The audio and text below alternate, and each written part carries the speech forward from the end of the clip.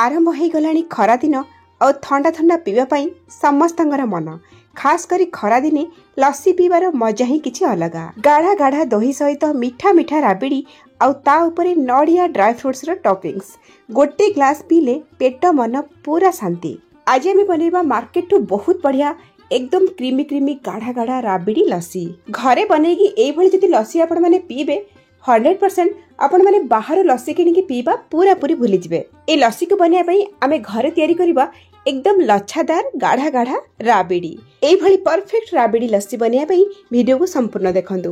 Video भल लागिले like करिवे share करिवे चैनल रे नुआ थिले सब्सक्राइब करनेबे फेसबुक पेज रे देखुतिले फॉलो तो निश्चय करिवे। नमस्कार लता बढ़िया किचन रे आपण समस्त को अनेक अनेक स्वागत। लस्सी बनिया पई हमकु एकदम गाढ़ा बसा दही दरकार जोतरे कि अत्यधिक पानी नथिबो। तो देखंतु एई भलिया पैकेजिंग रे आसे ना दही एथिरे बेसी पानी न थाए। एई दही जदि आपनको मिलुची आपण नहीं पारिबे नहीं तो एई भली पैकेट दही सबुआडे अवेलेबल अछि एमिते दही भी आपण नहीं पारिबे किंतु एथिरे बेसी पानी थाए। आ ए पानी को आमे बाहर करनबा जदि पानी रही जिवो दही रे ना जो दही रो मिक्सचरटा बनिबो लस्सी रो सेटा एकदम पानी पानी बनिबो भल लागिबोनी पीवा पई। सेति पई गोटे स्ट्रेनर ऊपरे दही को आमे रखि नबा तो आधा घंटा पई एई भली छाडी नबा जाद्वारा कि दही थिबा एक्सेस पानी तळकु चली आसीबो आ आमकु मिली जिवो एकदम गाढ़ा दही। आज रही लस्सी बनिया पई एठी मु 500 ग्राम रो फ्रेश दही नेइची। लस्सी बनिया पई बिल्कुल भी खटा दही रो व्यवहार करिबेनी टेस्ट भल आसीबनी। एई भली भाबरे दही को हमें साइड रे रखिबा जिबा नेक्स्ट स्टेप को माने राबिड़ी बनेबा। राबिड़ी बनिया पई एपटे फ्लेम ऑन करके बसेछि गोटे कड़ी। राबिड़ी बनिया पई मोटा बा भारी बासन रो व्यवहार करंतु जोथरे कि क्षीर तळे लागिबनी परफेक्ट राबिड़ी बनिबो। तो कड़े गरम हे गला परे 2 बड़ चामच दे देछि मुठी चीनी। राबिड़ी रे बढ़िया कलर आनिया पई आमे चीनी को एठी कैरामेलाइज करबा। ए स्टेपटा बिल्कुल ऑप्शनल अछि आपण चाहिले करि परिबे न करि परिबे। गैस रो फ्लेम को एकदम स्लो करिके चीनी को कैरामेलाइज करबा जेतु केवल चीनी में देइछंदी चीनी बहुत जल्दी पोड़ी जाय थाए तो हैंडल करि परिबिनी एकदम स्लो फ्लेम रे आपण कैरामेलाइज करिवे। जेते जेते आपणकर चीनीटा मेल्ट हे जिवो गोटे बढ़िया कलर आसी जिवो ध्यान रखिबे अत्यधिक गाढ़ा कलर हैला पर्यंत चीनी को आपण माने मेल्ट करिवेनी नले कोन हबो ए जो कैरामेलाइजटा पोड़ी जिवो और राबिड़ी एकदम पिता टेस्ट ही जिवो। तो एई भली जो कलर देखौचंदी एति कलर एकदम परफेक्ट। एई स्टेज रे आमे क्षीर ऐड करबा। तो प्रथमे आधा कप खंडे क्षीर देकी गोळेई नबा तापरे आमे आस्ते आस्ते क्षीर देकी एठी गोळेकी मिक्स करबा। एठी आपण माने सिजा क्षीर बा कंचा क्षीर जहा भी अछि डायरेक्ट नै पारिबे। तो एठी मु राबिड़ी बनिया पई 1 लिटर रो क्षीर नेइची पैकेट क्षीर नेइची आपण को जो टाइप रो क्षीर मिलुची एठी आपण नै पारिबे। फुल फैट मिल्क जदि थिबो नेबे सेतरे अधिक क्वांटिटी रो राबिड़ी बनिबो आ राबिड़ी बेसी गाढ़ा है थाए। तो एठी देखुथिबे चीनी रो जो कैरामेलाइज गुडा गोटा गोटा हाइके अछि चिंता करिवेनी एटा जेते जेते हमर क्षीर गरम हेई जिवो ए कैरामेलाइज गुडा को मेल्ट हेई जिवो क्षीर रे। एबे हम गैस रो फ्लेम को हाई करिकि गोटे फुटा आसला पंत फुटेबा।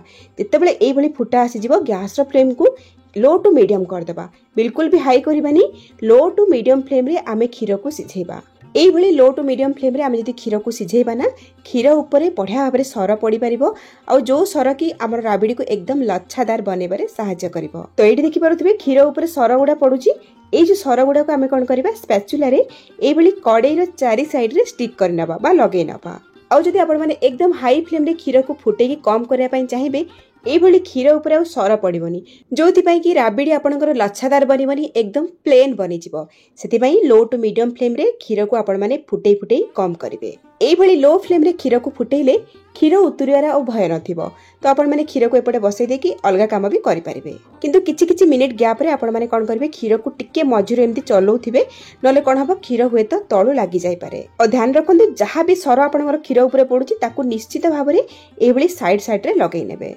एठी 4 भाग क्षीर रु गोटे भाग क्षीर हैला पर्यंत आमे क्षीर को फुटेइबा माने 1 लिटर क्षीर 250 ml हैला पर्यंत आमे याकू गाढ़ा करिबा बा फुटेइबा। जेतेबेले क्षीर अधा सुखी आसीबो बा 1 लिटर क्षीरटा हाफ लिटर हे जिवो सेतेबेले चारि साइड रे आमे जो सर गुडा को लगेइथिले ताकू एबेले स्क्रैप करके आमे क्षीर रे मिसेइ नबा। कड़ाई रो चारि साइड रे लागिथिबा सर गुडी को क्षीर रे मिसी गला परे क्षीर गाढ़ा हे जिवो बहुत जल्दी आ राबिड़ी प्रस्तुत हे जिवो। तो एई समय रे आमे दे देबा चीनी। आमे 2 चामच कैरामेलाइज करिया पई चीनी देथिले तो आउ 2 बड़ चामच एठी मु चीनी दे दउची। आपण माने निज स्वाद अनुसार चीनी रो व्यवहार करिवे। चीनी पकेला परे क्षीर टिके पानिया पानिया लागि थाए तो मीडियम फ्लेम करके आमे ए क्षीर को फुटेकी गाढ़ा करनबा। तो एठी देखंतु प्रथम रु ए पर्यंत क्षीर फुटिबार हे गलानी 40 रु 45 मिनिट।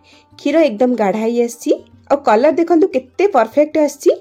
आठू अधिका गाढ़ा करेनि ताने 1 लिटर क्षीर ये 250 ml रही गाढ़ा करवा बेसी गाढ़ा करदे जो ठंडा हो अत्यधिक गाढ़ा हो। तो ये स्टेज रे आम देदबा गुजराती गुंड आधा चामच गोलई नवा गैस फ्लेम को ऑफ करदबा। ये आम रेडी होगला एकदम गाढ़ा लच्छादार राबिड़ी। तो राबिड़ी कंसिस्टेंसी मुझे देखई नौ देखु एकदम परफेक्ट अच्छी एतिक ही रखिए कंसिस्टेंसी। एबे आमे राबिड़ी को एकदम ठंडा करवा माने रूम टेम्परेचर को नहीं आसीबा। तो ये देखु राबिड़ी आम ठंडा हो गलानी। ये देखिपे आग अपेक्षा राबिड़ी केते गाढ़ा हो जाइए। यही राबिड़ी बनईकि आपण मैंने 1 सप्ताह पर्यटन फ्रिज रे स्टोर करके रखिपारे। एबे राबिड़ी को साइड रखा जीवा लस्सी बनैबा प्रोसेस को। एपटे देखो दही रू पूरा पूरी पानी बाहरी जाइए। देखो केते पानी बाहरी ये आमर गाढ़ा दही बा हंग कर रेडी। एबे आमे नबा गोटे मिक्सी जार आउ सेथिरे आमे दबा चीनी। तो मु 500 ग्राम रो नेइथिली दही ता पई नेइची 70 रू 80 ग्राम रो चीनी। आपण माने केते मिठा खाइबे से हिसाब रे चीनी रो यूज करिवे। एबे आमे सेट करके रखिथिबा हमर गाढ़ा दही को ऐड करबा। मु जेतिकी दही नेइची सेथिरे आपण माने 3 रू 4 जनक पई लस्सी रेडी करि परिबे। कथा रहला जे लस्सी बनिया पई आपण माने केते छोट बड़ ग्लास नेइछंती। एबे आमे एथिरे 4 रू 5 खंड आइस क्यूब दे दबा। ठंडा ठंडा लस्सी हेले पिया पई बहुत बढ़िया लागे। पानी बिल्कुल भी देबेनी। एबे आमे एतिके जिंस को 1 रू 1.5 मिनिट पई ग्राइंड करके नै आसीबा।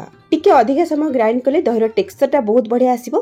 माने दही ऊपरे फेण बा फोम क्रिएट हबो जोति पई कि लस्सी पिया पई बेसी भल लागि थाए। ओ एपटे देखंतु मु राबिडी को फ्रिज रे रखि ठंडा कर देछि एकदम चिल्ड अछि।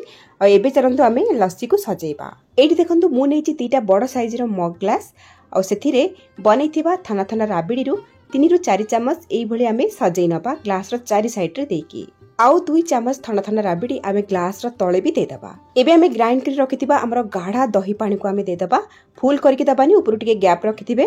आ देखि परुथिबे दही पानी हमरो केते गाढ़ा और क्रीमी बनिची। दही जति अत्यधिक पानी पानी हे गला ना लस्सी पीवा को भल लागेनी। गाढ़ा गाढ़ा रहिले पीवा को भल लागे। एबे आमे ऊपरे 2 चम्मच लेखाई गाढ़ा हमरो राबिडी दे दबा। आ ता ऊपरे काटी रखिथिबा किछि ड्राई फ्रूट्स को दे दबा। आ एहार ऊपरे आमे कोरा नडिया को दे दबा। नडिया आपण माने कौन नेबे टेस्ट भल आसीबो लस्सी रो। टाण नडिया बिल्कुल भी नेबेनी। आ ऊपर आमे 1 चम्मच लेखाई बॉर्नविटा दे दबा। टिके कलरफुल देखा जिवो और टेस्ट भी भल आसीबो। आउ टिके ऊपर ऊपर आमे नडिया कोरा को दे दबा। आ ता ऊपर आमे 1 चम्मच लेखाई ठंडा ठंडा राबिडी भी दे दबा। आ ऊपर आमे दे दबा किछि ड्राई फ्रूट्स जोथरे कि काजू किशमिश आउ छोट छोट करी काटी रखिथिबा चेरी आ गोटा चेरी देकी आमे डेकोरेट करनबा। निज पसंद हिसाब रे आपण माने ड्राई फ्रूट्स एठी देकी सजाई पारिबे। एठी हमर रेडी हे गला एकदम गाढ़ा क्रीमी राबिडी लस्सी। निश्चय ए ऊपर लस्सी बनांतु खरा दिन रो मजा नियंतु। केमिति लागिला आपण को अनुभूति मो सहित शेयर करंतु। ताहले आजि पई रोजी पुणी आसीबी आ गोटे नुवा रेसिपी नेकी। से पर्यंत रहिली नमस्कार बाय जय जगन्नाथ।